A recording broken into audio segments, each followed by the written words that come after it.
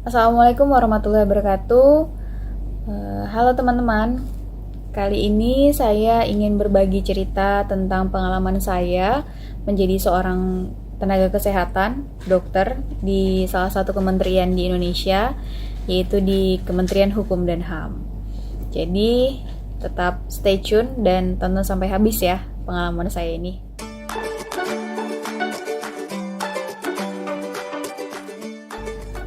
Nah, jadi saya sudah menjadi seorang dokter di Kemenkumham ini, di Kementerian Hukum dan HAM. Ini hampir 3 tahun lah. Jadi saya ini adalah seorang aparatur sipil negara ASN ya, biasa disebut sebagai seorang PNS di Kemenkumham. Waktu itu saya salah satu orang yang lulus di masa COVID. Nah, jadi saya ujian itu di tahun 2019, kemudian masuk di tahun 2021 dengan nomor induk pegawainya tahun 2020 ya. Jadi kan itu di NIP itu kan ada tahunnya ya, tahun masuknya, dan di situ tahun 2020. Kemudian mungkin teman-teman sebelumnya sudah tahu ya, atau ada sedikit cerita dari video saya sebelumnya tentang penerimaan CPNS bersama dengan perawat saya. Nah, kebetulan memang dia perawat di tempat saya bekerja juga dan saya dokternya gitu. Nah, kalau misalnya untuk penerimaan atau tes di seorang dokter itu sebenarnya sama saja ya dengan yang lainnya, dengan S1. Cuma nanti waktu pas SKB dia akan berdasarkan bidangnya masing-masing. Jadi SKD sama-sama dengan formasi yang lain. Kemudian yang kedua nanti waktu pas SKB itu berdasarkan bidang masing-masing, baik itu dokter ya tentang dokter, baik nanti perawat ya tentang perawat gitulah. Nah, di kementerian ataupun di pemerintahan daerah ataupun provinsi akan berbeda di saat mungkin di tempat kami itu ada wawancara, di tempat yang lain mungkin tidak ada wawancara, dan ada penampilan bakat dan kemampuan. Nah, jadi kalau misalnya bakat dan kemampuan itu kita perlihatkan, kalau misalnya teman-teman bisa nyanyi, ya nyanyi, kalau bisa menari ya menari, kalau misalnya ada yang bisa pencak silat, bela diri, bisa diperlihatkan di keterampilan tersebut gitu, karena memang ada nilainya tersendiri. Nah, untuk wawancara ini misalnya ditanyakan, kenapa sih kamu mau ngambil kementerian ini, kenapa sih kamu pilih formasi ini, kenapa sih kamu memilih kementerian ini, padahal kementerian yang lain kan juga ada gitu. Nah, alasan-alasan kenapa memilih untuk bergabung di Kementerian Hukum dan HAM. Kalau saya waktu pas wawancara itu saya ditanyakan tentang alasan saya yang pasti ya, alasan saya kenapa saya ingin menjadi seorang aparatur sipil negara. Kemudian yang kedua, alasan kenapa saya memilih Kementerian Hukum dan HAM.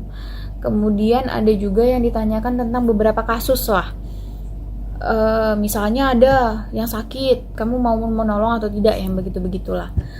Terus yang cukup agak membuat saya bingung untuk jawab itu pada saat ditanyakan, kalau anak kamu sakit atau suami kamu sakit, keluarga kamu sakit, dan kamu diharuskan untuk datang ke kantor atau mengerjakan tugas di kantor, itu saya agak bingung jawabnya. Jadi pewawancara juga sempat mempertanyakan beberapa kali soal jawaban saya itu. Ya, intinya ya kita mencoba balance ya antara pekerjaan dan keluarga gitu. Ya walaupun itu sulit, tapi begitulah kenyataannya gitu ya. Kemudian setelah tadi kan sudah ada itu tahap-tahapnya ya. Kalau tahap-tahapnya cukup dari situ saja untuk yang S1. Itu kan untuk S1 ya. Nah, kalau misalnya untuk SMA itu kan ada samapta. Di S1 itu tidak ada. Makanya saya formasi yang S1, saya dan perawat atau misalnya dengan anak-anak hukum ataupun formasi yang lain yang S1 lah, itu tidak akan kami tidak melaksanakan kegiatan samapta seperti lari, push up, pull up yang seperti itu tidak ada di kami. Dan penempatan kami pun setelah kami itu menjalankan semua proses ujian secara SKD, kemudian penampilan bakat dan kemampuan, kemudian dilakukan wawancara, itu akan ada penempatan.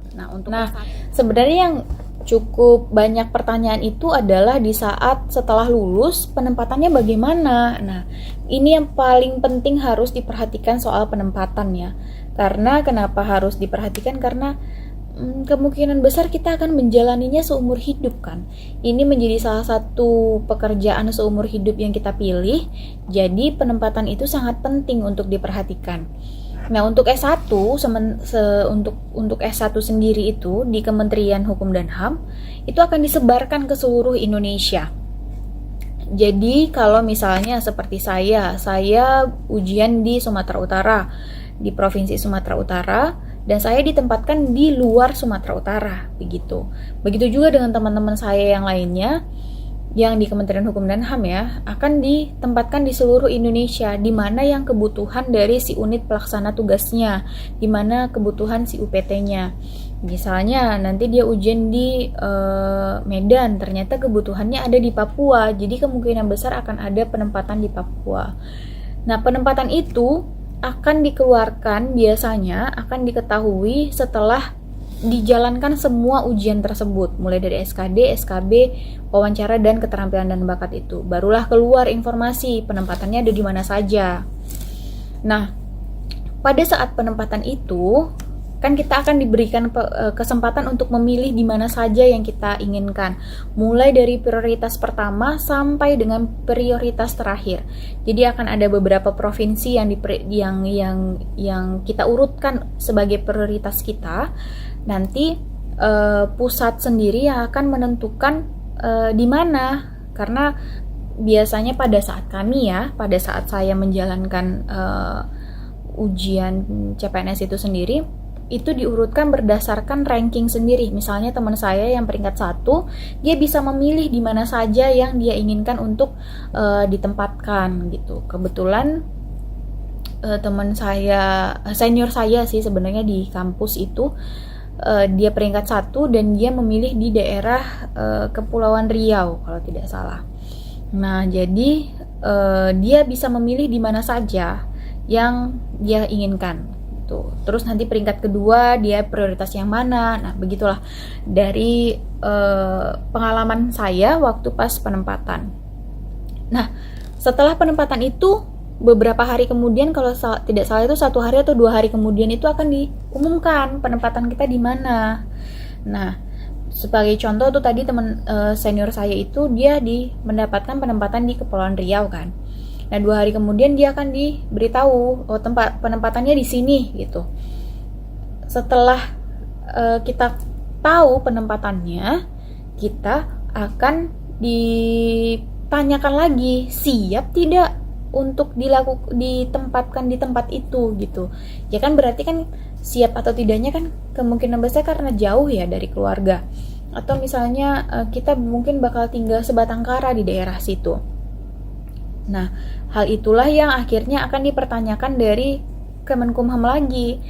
Nah, disitulah akan ditanyakan apakah bersedia atau tidak untuk ditempatkan di daerah tersebut. Nah, kalau misalnya bersedia, ya nanti akan dibuatkan surat pernyataan bahwa kalau tidak bersedia ya, kalau misalnya dia tidak bersedia ditempatkan di situ, berarti kan dia mundur tuh.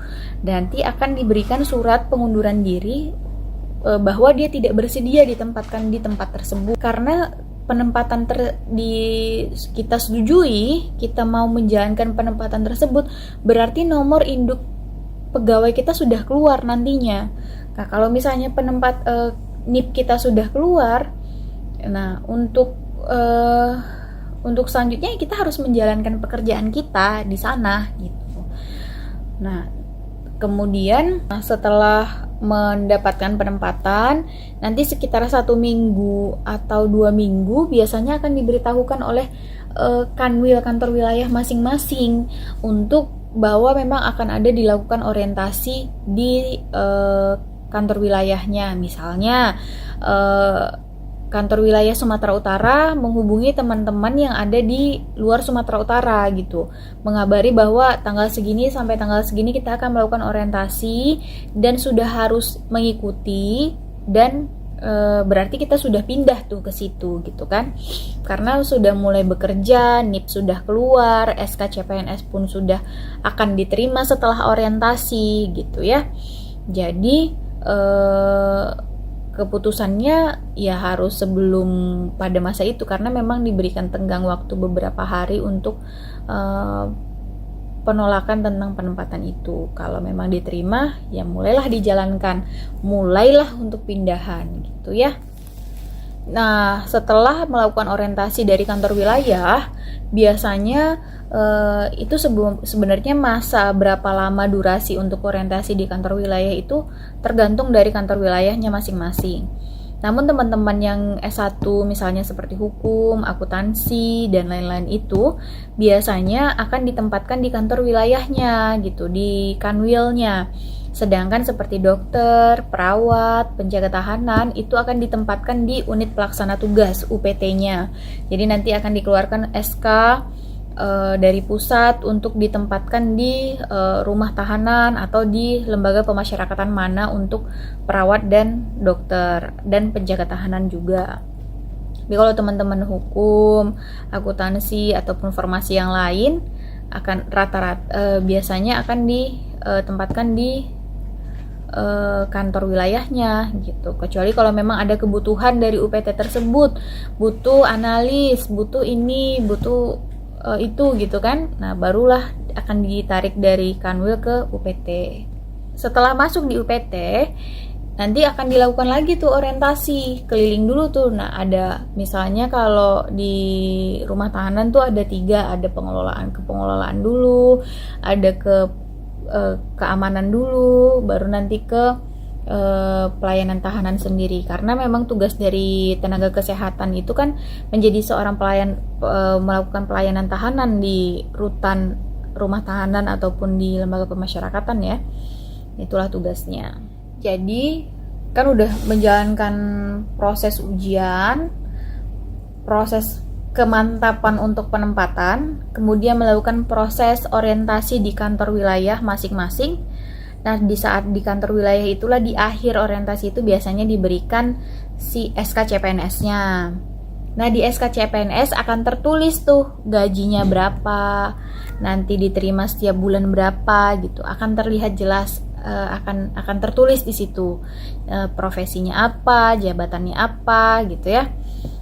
Pangkat dan golongannya apa gitu. Kalau misalnya dokter itu pangkatnya 3B dengan pangkatnya penata muda tingkat 1 dengan golongan 3B. Nah, untuk yang pertama itu jabatannya menjadi dokter ahli pertama.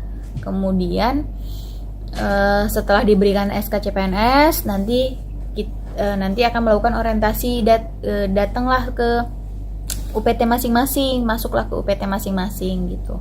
Nanti di UPT-nya melakukan orientasi lagi, yaitu tergantung dari UPT-nya masing-masing mau berapa lama orientasinya gitu. Tapi sebagai seorang tenaga kesehatan, dokter ataupun perawat memiliki tugas dan fungsi melakukan pelayanan tahanan ke warga binaan pemasyarakatan di rumah tahanan ataupun di lembaga pemasyarakatan.